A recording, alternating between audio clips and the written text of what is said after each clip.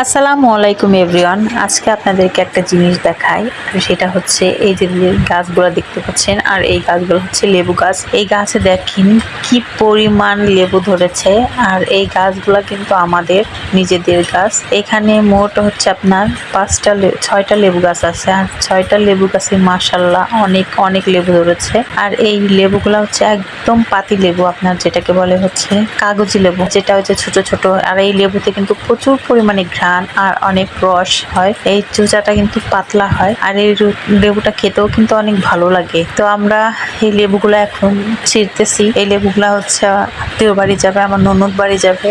আর এই লেবুগুলা কিন্তু আমরা বিক্রি করি না, আমরা নিজেরা খাই। তারপরে যত আত্মীয় স্বজন যারা আছে তাদেরকে দেই, সবাইকে দিয়ে খাই।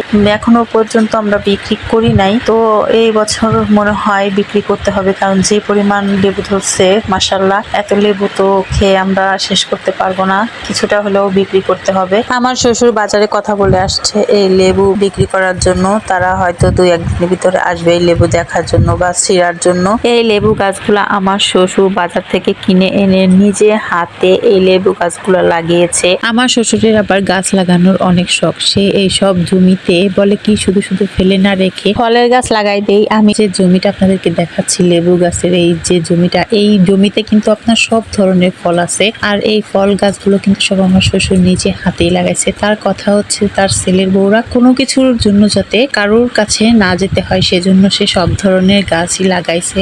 মাশাআল্লাহ, আলহামদুলিল্লাহ, যা আছে আমাদের কারোর কাছে যেতে হয় না, বরঞ্চ আমরা সবাইকে দিতে পারি। তো আল্লাহর কাছে এটুকুই বলবো যে আল্লাহ যা দিয়েছো ভালো দিয়েছো, আর তোমার কাছে এর জন্য লাখ লাখ শুকরিয়া আদায় করি। আলহামদুলিল্লাহ আলহামদুলিল্লাহ। তো আজকের মতো ভিডিওটি এখানে শেষ করছি। ততক্ষণ আপনারা ভালো থাকবেন, সুস্থ থাকবেন। আল্লাহ হাফেজ।